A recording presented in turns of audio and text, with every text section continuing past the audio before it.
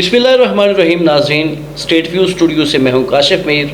आज हमारे साथ मेहमान हैं स्टूडियो में चौधरी इमरान अली।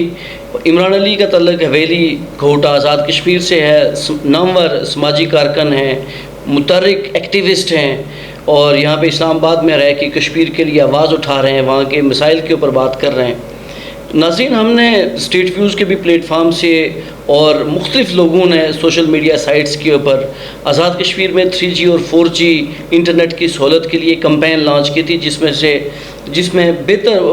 जिसमें बेशुमार लोगों ने हमारे साथ पार्टिसिपेट किया था।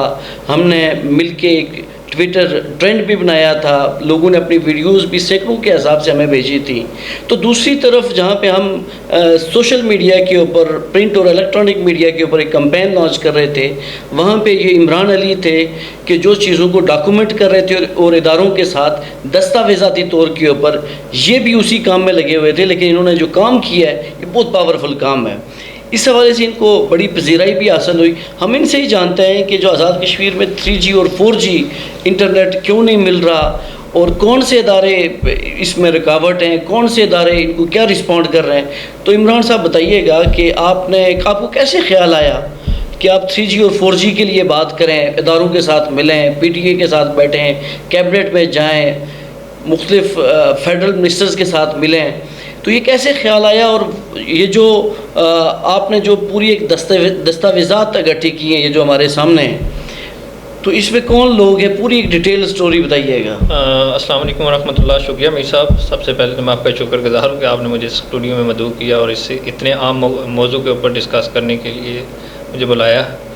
अगर बात की जाए 3G 4G के आज़ाद कश्मीर में मौजूदगी के हवाले से या उसके मसाइल के हवाले से कि, और ये आपका एक क्वेश्चन कि आपको कैसे ख्याल आया, तो ये कोई थोड़े अर्से पहले की बात है कि मैं मुज़फ़्फ़राबाद में गया और मैं मुज़फ़्फ़राबाद असम्बली सेक्रेटेरिएट के पास बैठा हुआ था।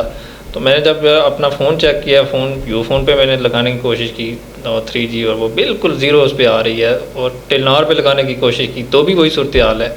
तब मुझे ख्याल आया कि अगर मैं इस्लामाबाद में बैठा हुआ हूँ तो मैं एक फिंगर टिप पे पूरे उसको रोटेट कर सकता हूँ, और मेरा भी दारुल खिलाफा है, हमारी भी 40 लाख आवाम है, तो हम इस बुनियादी सहूलत से क्यों महरूम हैं। ये मेरा पहला थीम था। दूसरा एक जो सबसे इंटरेस्टिंग चीज़ है, और वो मुझे चूँकि हर बंदा ये सवाल करता है कि जी आप इस इतने बड़े आपका एम है और आप इसमें इतने कहाँ से हुए, तो मैं वैली से भाग आ रहा था तो लसडना के मुकाम पे मैं लसडना से इस तरफ हुआ थोड़ा नीचे, तो हमारे लड़के वहाँ पे यूनिवर्सिटी के स्टूडेंट्स बैठे हुए थे, वो वहाँ पे लैपटॉप यूज़ कर रहे थे। तो मैं रुक के उनके पास गया, मैंने कहा जी आप यहाँ पे क्या कर रहे हैं। तो उन्होंने कहा जी वैली में तो चूँकि 3G 4G सर्विसेज नहीं है, तो हम यहाँ पे बैठ के ऑनलाइन क्लासेस दे रहे हैं। तो वो पहला मौका था कि जब मुझे लगा कि जी ये जेन्युइन इशू है और हमें इसके ऊपर बात करनी होगी। मैं यहाँ इस्लामाबाद में आया, लोगों ने अपने एंड से हर जगह पे बात की, लेकिन कुछ चीज़ों का ये तरीकाकार होता है कि आप जहाँ पे भी जाते हैं आपके पास अथेंटिक वैलिड चीज़ें हों, आप उसको केस बना सकते हैं। ये एक जेन्युइन इशू था, और इसमें सबसे पहले ये हुआ कि मैंने जब मुतल्लिका लोगों से बात करने की कोशिश की तो किसी ने कोई रिस्पॉन्ड ना किया। मैंने कहा ठीक है, उस पर फिर मैंने आहिस्ता आहिस्ता इस पर प्रॉपर एक तरह का डिप्लोमेटिक रवैया अपनाया। सबसे पहले मैंने कहा कि इसको डॉक्यूमेंटाइज किया जाए ताकि कल के दिन कोई बात आपके पास एविडेंस तो हो कि जी ये इशू है और इसके इशू के पीछे क्या है। मैंने जब सबसे पहले उसकी लीगल स्टेटस देखा, जो इशू है या 3G 4G के लिए जो असल रुकावट है वो ये है कि 13th अमेंडमेंट हुई है। 13th अमेंडमेंट से पहले आज़ाद कश्मीर में PTA और MOIT के PTA को अडॉप्ट किया था as an agent through Kashmir council. क्योंकि 13वीं तरमीम हुई है, 13वीं तरमीम में ये हुआ कि जी कश्मीर कौंसल ख़त्म हो गई और उसके बाद PTA का किरदार कोई उतना जानदार नहीं रहा, तो टेलीकॉम कंपनीज जो हैं उनको वो बिल्कुल बेलगाम हो गई जी कि अब हम किसी के अंडर नहीं आ रहे हो, किसी को बात करनी है तो MOIT से बात करे या PTA से बात करे। तो मैंने फिर उसमें मुतल्लिका काम से जब करने की कोशिश की, PTA से मैंने किया और PT ने हमें एक लेटर लिखा था, वो हमारे कंज्यूमर प्रोटेक्शन एसोसिएशन को जी demand for 4G internet for AJ के ये लेटर है।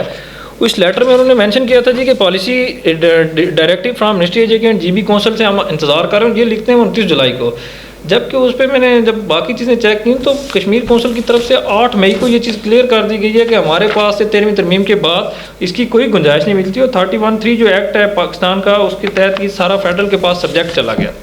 अब उनकी तरफ से जो दूसरी बात कहेगी कि जी इसमें पीटीए का रोल नहीं रह रहा है, एमओआईटी से रब्ता करें। हमने एमओआईटी वालों से रब्ता किया तो उन्होंने कहा जी कि बात यह है कि हमने मिनिस्ट्री ऑफ लॉ में चीज़ें भेजी हुई हैं।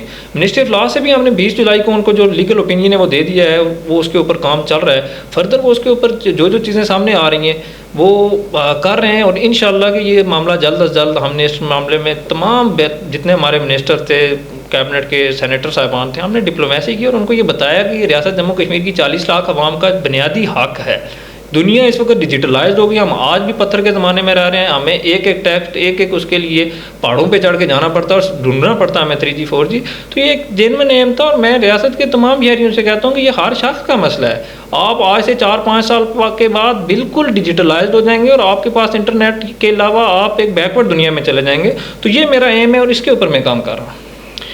चौधरी साहब, ये बताएं कि इसके ऊपर आपने डॉक्यूमेंटेशन तो अच्छी खासी की, ये बताएं कि कौन आपको लगा है कि आज़ाद कश्मीर में 3G और 4G के लिए? क्या आज़ाद कश्मीर के हुक्मरान, आज़ाद कश्मीर के लोग, PTA, SCO, मुख्तलिफ लोग मुख्तलिफ आवाज़ें उठाते हैं, तो आपको क्या लगा है कि कौन से इदारे रुकावट रहे हैं और कौन से इदारे सहूलत पैदा करते हैं? ये बड़ा अच्छा क्वेश्चन है आपका। इस पे मैं चाहूँगा कि हमारी जो यूथ है वो फुली अवेयर हो कि असल मसला क्या है, और सबसे पहले ये कि कौन सी इसके लिए ऐसी जगह है कि जिसके ऊपर आप जाके बात कर सकते हैं या जहाँ पे जाके आप अपनी बात मनवा सकते हैं। मेरे ख्याल में जो एक हमारे यहाँ नैरेटिव बिल्ड हुआ हुआ है जी कि हर चीज़ के आगे इदारे आ जाते हैं, तो इदारों का इससे कोई लेना देना नहीं। सबसे पहले ये चीज़ हमें क्लियर कर लेनी चाहिए कि PTA एक रेगुलेटरी है, ऑल CMOs PTA के अंडर आते हैं। उसमें किसी के लिए कोई स्पेशल या कोई आम उसके लिए क्राइटेरिया मुकर्रर नहीं PTA की तरफ से कि ये जाएगा, ये करेगा या ये नहीं जाएगा। होता ये है कि हर बंदे का, जिस तरह आपके नॉर्मल जो इन्वेस्टर्स होते हैं उनके इंटरेस्ट होते हैं, इसी तरह टेलीकॉम कंपनीज के भी इंटरेस्ट हैं। अब AJK में इस वक्त तक ऑक्शन स्पेक्ट्रम जो है वो स्पेक्ट्रम का ऑक्शन नहीं हुआ, कंपनीज की इतनी खासी इन्वेस्टमेंट नहीं हुई जो वो दिलचस्पी लें वहाँ के मामलात में। इसलिए कंपनीज खुद जाने के बजाय कभी ना कभी वो कोई नैरेटिव बिल्ड कर देते हैं। कभी उनका कहना कि जी SCO नहीं जाने दे रहा, कभी उनका कहना कि जी PTA रुकावट है, कभी उनका कहना गवर्नमेंट AJK। पहली बात ये कि PTA की रेगुलेटरी अथॉरिटी है, PTA ने सबको कहा हुआ है लाइसेंस लें और जाके काम करें, कोई उसमें लीगल या इलीगल मसले वाली बात बाकी बच ही नहीं रही है। अच्छा, एक और जो चीज़ है जो मैं बड़ी ख़ास तौर पर डिस्कस करना चाहूँगा, मैंने पहले भी ये 2-3 दफ़ा कहा, हम नॉर्मली SCO को हर मामले में घसीट लेते हैं। भाई SCO पहली चीज़ तो हमें ये समझ लेनी चाहिए कि जिस तरह बाकी 4 पाकिस्तान में CMOs हैं, उसी तरह 5वां SCO AJK के लिए है। SCO का AJK में और GB में उनका सेटअप लगा हुआ है। अब SCO एक कॉर्पोरेट ही है, SCO एक टेलीकॉम कंपनी, इससे ज़्यादा SCO कुछ भी नहीं है, ऑपरेटर है।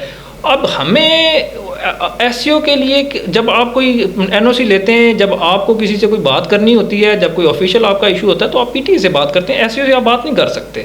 उसकी वजह ये कि वही SCO ऑपरेटर, वही जायज़ ऑपरेटर, वही टेलनार ऑपरेटर, वही आपका दूसरा ऑपरेटर, वही आपका यूफोन काम कर रहा है। अब SCO को अगर आप इस वजह से ब्लेम करना शुरू कर दें जी कि ये सुपरविजन के अंदर चल रहा है, तो मेरा ख्याल है ये गलती होगी। ये चीज़ें तो शायद आपके डॉक्यूमेंट में भी प्रूव हो रही हैं कि SCO PTA को लिख रहा है। SCO ने PTA को क्या जवाब दिया आज़ाद कश्मीर में? लेकिन ये SCO की तरफ से PTA को जो लेटर लिखा गया है उसमें ये कहा गया, बड़ा वाज़ह तौर पे PTA को कहा गया कि जी हम किसी प्राइवेट टेलीकॉम ऑपरेटर को AJK या GB में जाने से मना नहीं कर रहे, क्योंकि हमारे पास ऐसा कोई अख्तियार नहीं है कि हम किसी ऑपरेटर का फैसला करें कि उसने जाना है या नहीं जाना, ये आपका है, आप करें। इसके ऊपर जो लोगों के अंदर जो नैरेटिव एक बिल्ड हो गया कि SCO हर मामले में रुकावट है, इसका नहीं है।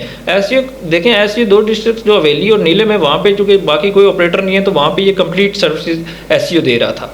अब देखें, टेक्निकल चीज़ें हर बंदे की समझ में नहीं होती, टेक्निकल चीज़ों को समझना भी ज़रूरी होता है। मेरे ख्याल में आप किसी भी बंदे को उसके सिर्फ एक बुरे फेल की वजह से उसकी अच्छाइयों को फॉरगेट नहीं कर सकते। SCO ने जिस वक्त सर्विसेज शुरू की थी आज़ाद कश्मीर के अंदर, उस वक्त कोई टेलीकॉम ऑपरेटर नहीं था। ये 2005 के बाद आपके ज़लज़ला हुआ और उस वक्त बाकी ऑपरेटर्स गए और उन्होंने जाके मतलब मिल के सारा लोट मार शुरू कर दिए। अब SCO हवेली के अंदर जो सर्विसेज प्रोवाइड कर रहा है गुज़श्ता 12 साल से, वक्त के साथ साथ चीज़ें इम्प्रूव हुई हैं। और आपको पता है कि जिद्दत आती है चीज़ों में, उसमें किसी शख्स की वजह से नहीं आती, और टाइम के साथ साथ चीज़ें इम्प्रूव हो जाती हैं। अब मैं अगर ये कहना शुरू कर दूं कि नहीं जी ऐसे तो कुछ कर ही नहीं रहा, SCO का ये है वो, अभी वो एक कॉर्पोरेट है, मैं उसको एक कॉर्पोरेट की तरह डील करूँ। चले SCO को कॉर्पोरेट की तरह ही डील करते हैं जी। ये बताएं कि मोबाइल कंपनीज जो आज़ाद कश्मीर के मुख्तलिफ शहरों में हम देखते हैं कि मोबाइल के ऊपर सिग्नल आ रहा होता है 4G का, 3G का, जबकि वो सर्विस नहीं दे रही हैं, तो वो उसके पैकेजेस कैसे दे रही होती हैं आज़ाद कश्मीर के साथ? असल में ये वो मेन फैक्ट है जिसके ऊपर मैं PTA को बार बार रिक्वेस्ट कर रहा हूँ, जो आज भी हमारी PTA वालों के साथ जो बात हुई है वो यही असल फैक्ट है कि भाई अगर उनकी सर्विसेज नहीं है, वो इंटरेस्टेड नहीं है, तो वो अपना फिर वाइंड अप करें। और अगर उन्होंने वहाँ पे रेवेन्यू भी इकट्ठा करना है, वहाँ पे काम भी करना है, उसके बावजूद भी लोगों को सर्विस नहीं देनी, ये बहाना बना के, या तो फिर वो ये करें, अगर उनके पास 3G 4G वो ट्रायल बेसिस पे चला रहे हैं तो ठीक है जी, चल रहा है, महंगे पैकेजेस ना दें, लोगों की जो वो रेवेन्यू जनरेट करने के चक्कर में लोगों को ना लूटें। अगर ऐसा नहीं है तो फिर वो वाइंड अप करें, और अगर नहीं वाइंड अप करना, उन्होंने वहाँ पे बिजनेस करना है तो प्रॉपर चैनल करें, वो ऑक्शन जो आपका स्पेक्ट्रम है उसको ऑक्शन करवाएं और ले जाएं, वो सारा लीगलाइज करवा लें चीज़ों को। चौधरी साहब ये बताएं कि पीटीए के अंडर एक फ़ंड बना हुआ होता है कि जो इस तरह से, जो जिस तरह से आज़ाद कश्मीर है, अंडर डेवलप जो एरियाज़ हैं या जहाँ पे सर्विसेज बेहतर करनी है, और मुख्तलिफ मोबाइल कंपनीज एक फ़ंड दे रही होती हैं, पीटीए के का एक ज़ेली अदारा है उसको, वो ज़ेली अदारा उसके साथ भी आपकी कम्युनिकेशन होती रही है, वो क्यों नहीं आज़ाद कश्मीर में सर्विसेज देने के लिए? असल में मसला ये है कि मैंने जिस तरह आपको पहले बताया कि कुछ कानूनी पेचीदगियाँ मौजूद थी। कानूनी पेचीदगियाँ ये थी कि जो USF यूनिवर्सल सर्विस फ़ंड, वो होता है पाकिस्तान के उन इलाकों के लिए जो पाकिस्तान की डायरेक्टली कॉन्स्टिट्यूंसी के अंदर आते हैं। क्योंकि AJK के अंदर अपना एक एक्ट भी मौजूद है और AJK का अपनी एक आज़ाद टेरिटरी का अपना एक सिस्टम है, स्टेटस है। उसमें ये हुआ है कि पाकिस्तान डायरेक्टली वहाँ पे उस तरह की इन्वेस्टमेंट नहीं कर सकता जब तक वो मुतलका जो चैनल्स हैं उनको एंगेज ना करें। उसका पहले ये था कि अगर PTA जैसे आपकी कौंसल से पहले आपका PTA था, एज एजेट अडाप्ट हुआ, तो वही रूल रेगुलेशन वहाँ पे भी फॉलो हो रहे थे। अब चूँकि अमेंडमेंट के बाद ये सब्जेक्ट पाकिस्तान के पास आ गया है और इसका जो स्वाबदीद है वो प्राइम मिनिस्टर पाकिस्तान के पास और चेयरमैन PTA के पास है, तो उसके ऊपर कुछ चीज़ें हो रही हैं और कुछ चीज़ें इंशाल्लाह जल्द अज जल्द आपको देखने में भी मिलेंगी कि जब ये कानूनी जो पेचीदगियाँ ये दूर हो जाएंगी। और ये ऑक्शन जिस वक्त हुआ उस वक्त जो आपके अनशेयर्ड एरियाज़ हैं जहाँ पे प्रॉपर टेलीकॉम की सर्विसेज नहीं है, वहाँ पे PTA और गवर्नमेंट ऑफ पाकिस्तान रिलीज़ करेंगे वो फंड, USF फंड, वो इसीलिए लोगों को फैसिलिटेट करेंगे। ये बताएं कि ये जो स्पेक्ट्रम है 3G और 4G का, PTA इसका टेंडर क्यों नहीं करता, इसकी बोली क्यों नहीं लगाता? देखिए PTA ने जो आपका ये लेटर PTA ने लिखा था कि जी हम in this regard PTA already policy recommendation के लिए for additional spectrum auction high quality mobile broadband service. PTA का मौक़िफ़ ये रहा है कि जी हमें सबसे पहले हमारा किरदार का तयन किया जाए कि आया हम 13वीं तरमीम के बाद आज़ाद कश्मीर में काम कर सकते हैं या नहीं कर सकते।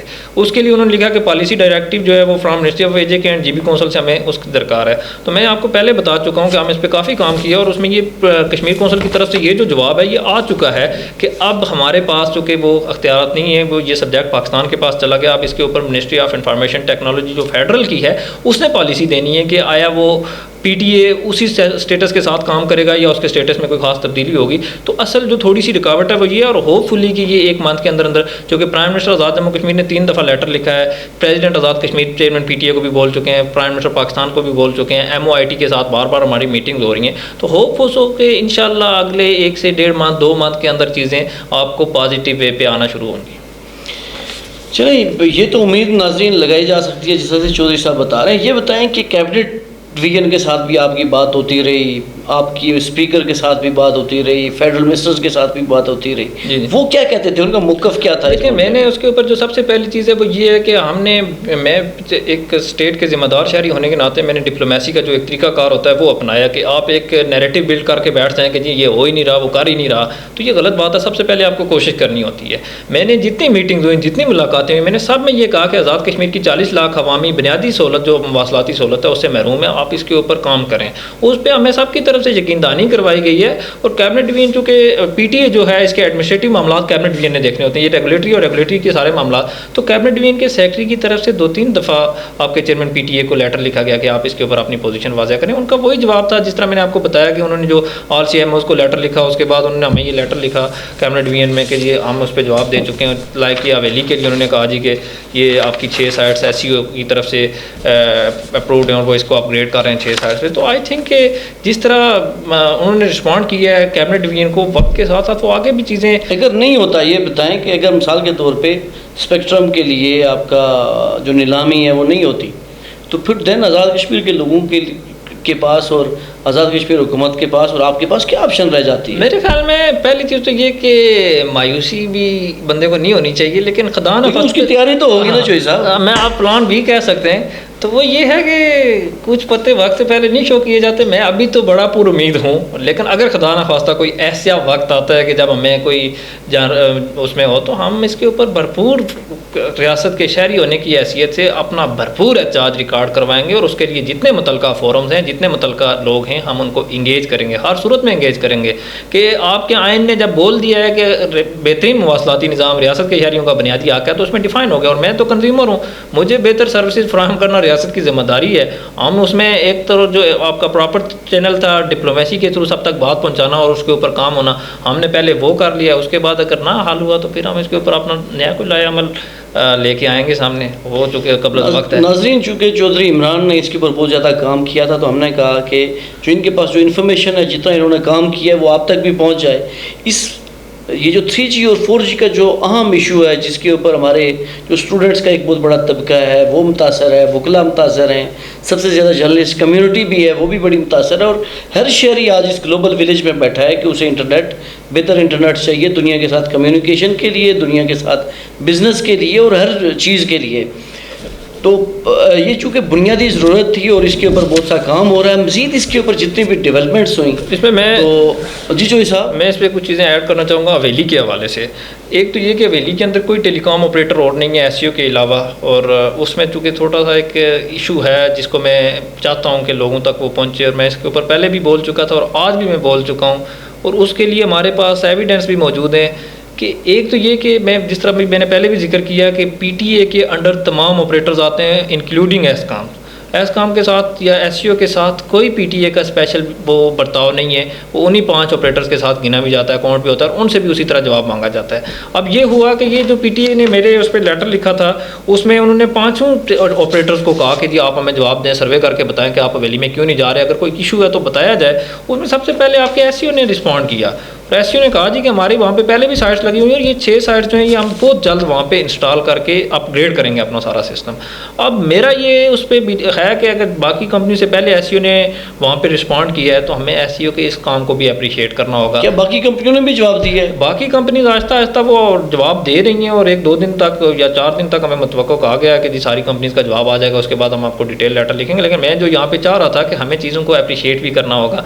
हम तस्वीर के सिर्फ एक रुख को कि नहीं है इससे निकल के हमें जो अच्छा काम हो रहा है उसको भी अप्रिशिएट करना होगा। अदारे भी हमारे हैं, लोग भी हमारे हैं, हम नेगेटिविटी को फ़रोग नहीं देंगे, हमें पॉजिटिव वे के साथ चीज़ों को आगे लेके जाना है। हमें रियासत के अंदर एक ऐसा नैरेटिव बिल्ड करना है कि यहाँ पे रियासत के कानून के तहत सारे अदारे उसके अंदर आते हैं और सब काम करेंगे। किसी के साथ किसी किस्म का कोई स्पेशल या आप कह लें कि मसावी सलूक सबके साथ किया जा रहा है। SEO ने वहाँ पे रिस्पॉन्ड किया। SEO की 6 साइट्स अगर अपग्रेड होती हैं तो इससे काफ़ी ज़्यादा मसाइल जो इस वक्त क्रिएट हैं। उसके अलावा उन्होंने कुछ टेक्निकल चीज़ें भी ऐसी बताई हैं। और जो एक नेगेटिव है वो मैंने आपको पहले, ये मेरे पास वो लेटर मौजूद है DG SEO का, कि उसमें उन्होंने बोल दिया है कि आपके किसी ऑपरेटर को हम हवेली में जाने से मना नहीं कर रहे। तो ये चीज़ वहाँ पर क्लियर हो जाती है कि SEO के पास ऐसा, चूँकि ये कानून देखें ना जी, डेफिनेशन है, आपके लॉ के अंदर चीज़ें मौजूद हैं, कॉन्स्टिट्यूशन के अंदर चीज़ें मौजूद हैं, PTA के पास अख्तियारात मौजूद है, वो किसी को जाने दे या ना जाने दे। SEO के पास ऐसा कोई अख्तियार नहीं है कि वो किसी का फैसला करे कि उसने जाना है या नहीं जाना। हम एवं एक बात को ब्लेम बना के नाम उसके ऊपर इन्वेस्टिगेशन करें, नाम उसके ऊपर तहकीक करें, हम जस्ट अपने पास से ये बात बना लें, तो ये मेरे ख्याल से ज़्यादती है। देखें SEO ने 2008 से 2020 तक हवेली में सर्विसेज फराहम की हैं, अच्छी हैं बुरी हैं, ये टेक्निकल कुछ मामलात होते हैं, जोग्राफियाई सूरत-ए-हाल होती है, इलाके की अपनी एक डेमोग्राफी होती है, हिली एरियाज़ हैं, वहाँ पे आपके इंफ्रास्ट्रक्चर को तामीर करने में, आपको वहाँ पे बैकअप पहुँचाने में टाइम लगता है, और ये चीज़ें हमें माननी होंगी, ये ग्राउंड रियलिटीज़ हैं। अब अगर मैं ये डिमांड करना शुरू कर दूँ कि नहीं आप इस तरह करें कि ये यहाँ से ये मसला आ गया, ये नेचुरल डिज़ास्टर है और उसका मुझे बैकअप ये चाहिए कि आप ऊपर सेटेलाइट से मुझे कनेक्ट करके देंगे, ये पॉसिबल नहीं होगा। ये टेक्निकल चीज़ों को हमें समझना होगा और जो लोग काम कर रहे हैं उनके काम, अच्छे काम को अप्रिशिएट भी करना होगा। हमने पहले भी मैंने कहा, मैं बड़ा ओपनली कहता रहा हूँ कि जो काम अच्छा कर रहा है हम उसको अप्रिशिएट करेंगे। SEO की ये जो साइट्स अपग्रेड हो रही हैं, हम इस पर उनके काम को अप्रिशिएट करते हैं और वो एक कॉर्पोरेट हैं, अपनी सिर्फ लिमिट्स में रह के, अपनी जो उनकी डोमेन है उसके अंदर रह के वो काम कर रहे हैं। हम इनसे किसी को, मुझ समेत किसी को भी किसी उस इदारे से कोई मसला नहीं है कि वो अगर एडमिनिस्ट्रेटिव जिसके मर्जी वो काम करें। हमें तो अपने, मैं कंज्यूमर हूँ, मेरे मोबाइल में एस्कॉम की सिम पड़ी हुई है, मुझे बेहतर सर्विस चाहिए, ये मेरा एम है। इसके अलावा वो क्या कर रहे हैं, क्यों कर रहे हैं, ये मेरा मसला नहीं है। कंज्यूमर का मसला होता है सर्विसेज। मेरे मोबाइल पे सर्विस आ रही है वो एस्कॉम की, मुझे सर्विस अच्छी चाहिए। That's it. मेरा जो एम है वो ये है कि मेरे हवेली के लोगों को भी 3G 4G मिलना चाहिए, बेहतरीन मिलना चाहिए। मेरे हवेली और आज़ाद कश्मीर, जिस तरह आपके इस्लामाबाद में 1 फिंगर टिप पे आपका सारा कुछ हो जाता है, मैं यही चाहता हूँ कि आज़ाद कश्मीर के 40 लाख लोगों को भी ये सहूलत मिले, क्योंकि वो भी रियासत के अंदर हैं। रियासत के अंदर एक और रियासत का जो नैरेटिव है ये ख़त्म करना होगा। हमें चीज़ों को पॉजिटिव लेके आगे बढ़ना होगा और जो चीज़ें अच्छी हैं उनको अप्रिशिएट करना होगा। Thank you very much. नाज़रीन, जिस तरह से चौधरी साहब ने बताया कि उम्मीद ये की जा सकती है कि आइंदा चंद माह के अंदर कुछ डेवलपमेंट्स हों और इसके स्पेक्ट्रम की नीलामी PTA करवाए, और जो भी कंपनी सर्विस लेती हैं आज़ाद कश्मीर में 3G और 4G प्रोवाइड करने के लिए, तो अच्छी सर्विस सार्फिन तक भी मिलनी चाहिए। हम उम्मीद करते हैं और इसके ऊपर 3G और 4G सर्विस के ऊपर जो भी मज़ीद डेवलपमेंट्स होती रहेंगी तो चौधरी साहब को हम मदऊ करते रहेंगे और उन डेवलपमेंट्स के ऊपर भी बात करेंगे। इस हवाले से नाज़रीन, आपके पास भी अगर कोई आपकी कोई रिसर्च हो या आपकी कोई तजवीज़ हो तो वो भी इनबॉक्स में हमारे साथ आप शेयर कर सकते हैं।